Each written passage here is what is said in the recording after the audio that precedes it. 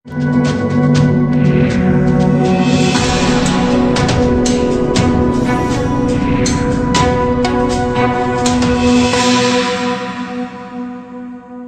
दोस्तों हम बढ़ते हैं आज की इस वीडियो की ओर। दोस्तों आज की इस वीडियो के अंदर मैं अपने कमेंट सेक्शन के ऊपर एक कमेंट आया था उसके ऊपर वीडियो बनाने वाला हूं।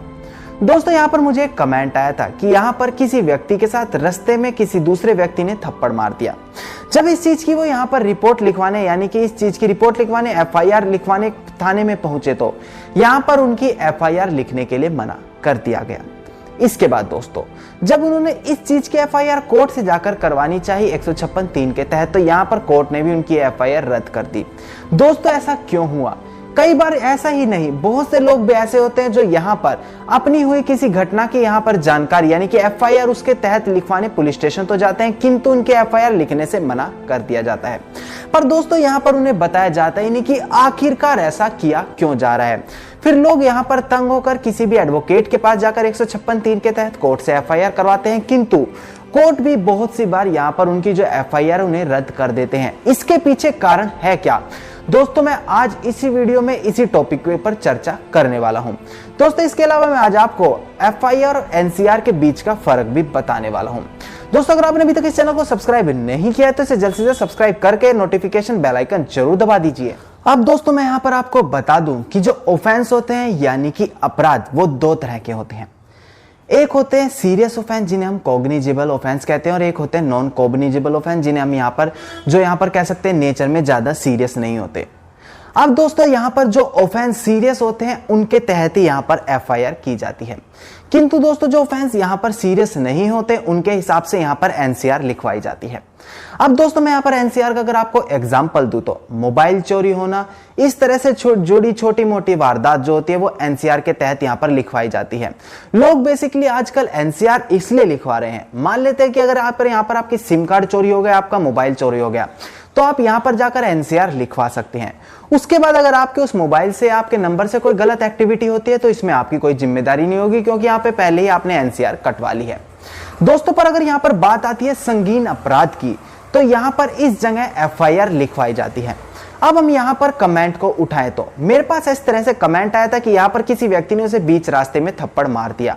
तो यहाँ पर दोस्तों ये थप्पड़ मारना आता है, ये आईपीसी का सेक्शन 323 के तहत आता है। इस हिसाब से यहाँ पर ये संगीन अपराध के अंदर नहीं गिना जाता, इसीलिए यहाँ पर उस व्यक्ति की यहाँ पर पुलिस अधिकारी ने एफआईआर लिखने से मना कर दिया था। फिर भी दोस्तों अगर वो यहाँ पर व्यक्ति चाहता तो यहाँ पर कोर्ट कार्यवाही इस चीज के ऊपर जरूर कर सकता था, उसके लिए यहाँ पर मनाही नहीं थी, वो यहाँ पर जाकर कोर्ट कार्यवाही जरूर कर सकता था। इसके अलावा दोस्तों अगर यहाँ पर वो थप्पड़ मारने की बजाय यहाँ पर उस व्यक्ति ने उसका जरूर रास्ते में रास्ता रोका है, तभी उस व्यक्ति ने उसके ऊपर थप्पड़ मारा, तो इस बेस पे यहाँ पर वो रॉन्गफुल रिस्ट्रेंट का भी उनके ऊपर कहकर एफआईआर लिखवा सकता था। बस यहाँ पर फर्क था समझ की। यहाँ पर उस व्यक्ति को कानून की इतनी समझ नहीं थी कि वो किस तरह से कौन से सेक्शन का इस्तेमाल कर उस व्यक्ति के ऊपर एफआईआर करवाए, और इसीलिए वो यहाँ पर थप्पड़ मारने के ऊपर यहाँ पर लेकर एफआईआर करवाने गए थे, किंतु उनकी यहाँ पर एफआईआर नहीं दर्ज करवाई। इसके अलावा यहाँ पर वो रॉन्गफुल रिस्ट्रेंट के तहत यहाँ पर एफआईआर दर्ज करवाती, यानी कि रास्ते में उनका जो रास्ता रोका गया, उन्हें जबरदस्ती गलत तरीके से रोका गया, तो यहाँ पर रॉन्गफुल रिस्ट्रेंट लगता है। तो अगर वो इस चीज को देखते हुए यहाँ पर एफआईआर लिखवाते तो यहाँ पर उन्हें जरूर बेनिफिट होगा।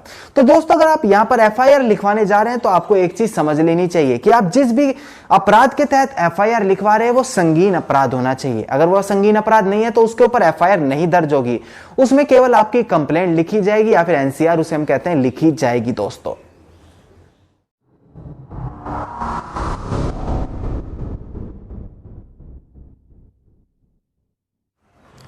अब दोस्तों वीडियो में आगे मैं आपको यह जानकारी दूं कि एफआईआर लिखवाने के लिए आपके पास कौन कौन से ऑप्शन अवेलेबल होते हैं। तो मैं आपको यह चीज बता दूं कि यहां पर मैंने इस चीज के ऊपर यानी कि एफआईआर आप किस तरीके से एक बेहतरीन एफआईआर लिखवा सकते हैं, मैंने इस चीज की जानकारी अपनी एक वीडियो के अंदर दी है। अगर आपने अभी तक उस वीडियो को नहीं देखा तो आप ऊपर कार्ड बटन पर क्लिक करके उस वीडियो को देख सकते हैं। अब दोस्तों मैं आपको बता दूं कि एफआईआर लिखवाने के आपके पास कितने ऑप्शन होते हैं। सबसे पहले यहां पर जो पीड़ित व्यक्ति होता है, जो किसी अपराध का शिकार हुआ, वो यहां पर स्वयं थाने में जाकर या पुलिस स्टेशन में जाकर मौखिक या लिखित रूप में स्वयं ही एफआईआर लिखवा सकता है। इसके अलावा दोस्तों यहां पर जिस व्यक्ति के साथ अपराध हुआ है अगर वो इस स्थिति में नहीं है कि वो स्वयं यहां पर पुलिस स्टेशन पर जाकर किसी भी अपराध की स्थिति दे यानी अपराध के बारे में बताए, तो यहां पर कोई यहां पर गवाह या फिर उसका कोई रिश्तेदार स्वयं जाकर यहां पर एफआईआर लिखवा सकता है। इसके अलावा दोस्तों यहां पर पीसीआर को भी अगर आप कॉल करके बुलाते हैं तो उस स्थिति में पीसीआर आपकी उस घटना की स्थिति पर आ जाएगी और वहां से भी आप एफआईआर लिखवा सकते हैं दोस्तों। इसके अलावा दोस्तों यहां पर अगर आप यहां पर पीसीआर को नहीं बुलाते और किसी भी अपराध की सूचना यहां पर पुलिस अधिकारी को मिलती है, उच्च पुलिस अधिकारी को, तो वो उस जगह पर एएसआई को भेज देते हैं। एएसआई जाकर उस घटना का ब्यौरा करते हैं और उसके बाद यहां पर लिखित रूप में उसकी शिकायत लिखकर पुलिस स्टेशन में आकर एफआईआर दर्ज कर लेते हैं अगर वो अपराध संगीन है तो दोस्तों।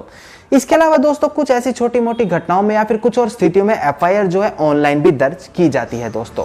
तो बेसिकली आप सभी के पास ये सभी ग्राउंड मौजूद हैं जिसके तहत यहां पर आप एफआईआर लिखवा सकते हैं दोस्तों।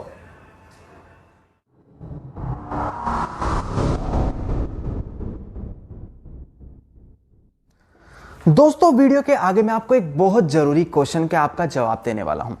यहां पर बहुत से लोगों ने मुझसे यह भी कॉल करके क्वेश्चन पूछा था कि यहां पर शुरुआत में तो उनकी एफआईआर लिखने के लिए मना कर दिया गया, किंतु कुछ दिन बाद उनकी एफआईआर खुद लिख दी गई, या फिर शुरुआत में तो एफआईआर लिखने के लिए पुलिस ऑफिसर यहां पर मना करते हैं किंतु बाद में एफआईआर लिख देते हैं। इसके पीछे का कारण क्या है दोस्तों, मैं इस चीज की आपको जानकारी दी दूं। यहां पर पुलिस ऑफिसर कोई भी हुआ वो यहां पर अपने थाने के ऊपर जो एफआईआर होता है उनका रिकॉर्ड ज्यादा बढ़ाना नहीं चाहता। इसके पीछे कारण क्या है मैं अब आपको आगे बताता हूं दोस्तों। यहां पर एग्जांपल के तौर पर लेते हैं, यहां पर आप मान लेते हैं कि आप किसी स्टेट में या फिर किसी और जगह पर शादी में गए हैं।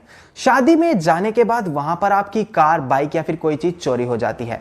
अगर इस स्थिति की आप यहां पर घटना जाकर एफआईआर लिखवाना चाहते हैं पुलिस स्टेशन में, तो यहां पर आपकी एफआईआर जल्द नहीं लिखी जाएगी, भले ही यहां पर आपकी कंप्लेंट एक बार लिख ली जाए। एफआईआर लिखने ना लिखने का कारण दोस्तों यहां यह होता है कि पुलिस शुरुआत में यही कोशिश करती है कि यहां पर किसी भी प्रकार से छानबीन करके जो आपकी कार या कोई जरूरी चीज चोरी हुई है उसको यहां पर आपको जल्द से जल्द ढूंढ कर दे दिया जाए।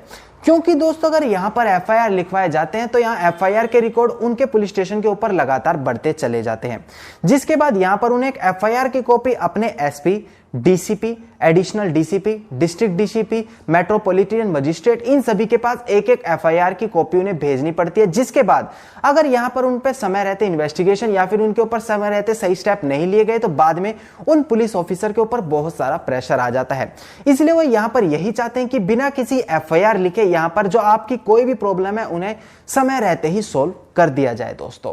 इसलिए यहां पर एफआईआर लिखने में पुलिस वाले थोड़ी सी आनाकानी जरूर करते हैं दोस्तों।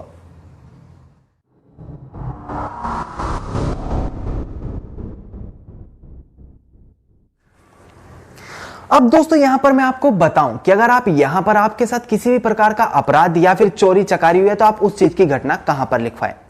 अगर दोस्तों यहां पर मैं आपको बताऊं चोरी चकारी यानी कि आपके साथ किसी तरह की कार चोरी हो गई, मोबाइल चोरी हो गई या फिर कह सकते कोई असंगीन अपराध हुआ है, तो उस चीज की घटना उसी पुलिस स्टेशन में लिखी जाएगी जहां पर आप जाकर उसे जानकारी दे रहे हैं। जैसे कि दोस्तों मान लेते हैं आपका घर दिल्ली में और आप यहां पर दिल्ली के नियर बाय बॉर्डर लगते हुए हरियाणा में जॉब करने जाते हैं। हरियाणा में जाते हुए आपका रास्ते में कहीं पर भी आपका मोबाइल चोरी हो गया, फिर आप घर पर वापस आकर अपने दिल्ली के जो आपके एरिया का पुलिस स्टेशन लगता है उस पर जाकर अगर आप इस चीज की रिपोर्ट लिखवाते हैं कि आपका मोबाइल चोरी हो गया, तो आपकी उसी पुलिस स्टेशन में यानी कि जहां पर आप उस चीज का दर्ज करवा रहे हैं उस चीज की घटना के बारे में, उसी के अंदर आपकी रिपोर्ट लिखी जाएगी दोस्तों। किंतु दोस्तों अगर यहां पर अपराध की बात आ जाती है तो जिस भी डिस्ट्रिक्ट में यानी कि जिस भी जगह पर आपका अपराध हुआ है उसी के क्षेत्र अधिकार वाले पुलिस स्टेशन के अंदर आपकी एफआईआर दर्ज की जाएगी दोस्तों। मान लेते हैं कि आप यहां पर दिल्ली वासी और आप यहां पर हिमाचल गए हुए घूमने के लिए और यहां पर हिमाचल में जाने के बाद आपके साथ किसी भी प्रकार का अपराध हो गया, तो आप वहां पर हिमाचल के पुलिस स्टेशन पर जाकर भी उस चीज की जानकारी दे सकते हैं कि यहां पर आपके साथ अपराध हुआ और उसी पुलिस स्टेशन में यहां पर आपकी एफआईआर दर्ज की जाएगी। किंतु दोस्तों बहुत सी ऐसी कंडीशन देखें कि जब लोग वहां पर दूसरी स्टेट में ना जाकर किसी भी कारण के पीछे अपने स्टेट में वापस आकर एफआईआर लिखवाते हैं, तो दोस्तों यहां पर उसे जीरो एफआईआर कहा जाता है। क्योंकि दोस्तों बाद में यहां पर उस एफआईआर को जिस भी घटना स्थल पर वो अपराध हुआ है उसे उसी जगह पर ट्रांसफर कर दिया जाता है। तो दोस्तों यहां पर ये सारी कंडीशन होती है और इसी क्षेत्र अधिकार वाले एरिया में ये एफआईआर दर्ज की जाती है दोस्तों। धन्यवाद दोस्तों। उम्मीद करता हूं वीडियो में दी गई जानकारी आपको बेहद अच्छी लगी होगी। अगर वीडियो में दी गई जानकारी आपको अच्छी लगी तो आप इस वीडियो को लाइक, शेयर और कमेंट करना बिल्कुल भी ना भूले दोस्तों। हाँ दोस्तों, अगर आप इसी प्रकार की जानकारी रोजाना प्राप्त करना चाहते हैं तो आप इस चैनल को सब्सक्राइब करके नोटिफिकेशन बेल आइकन जरूर दबा दीजिए।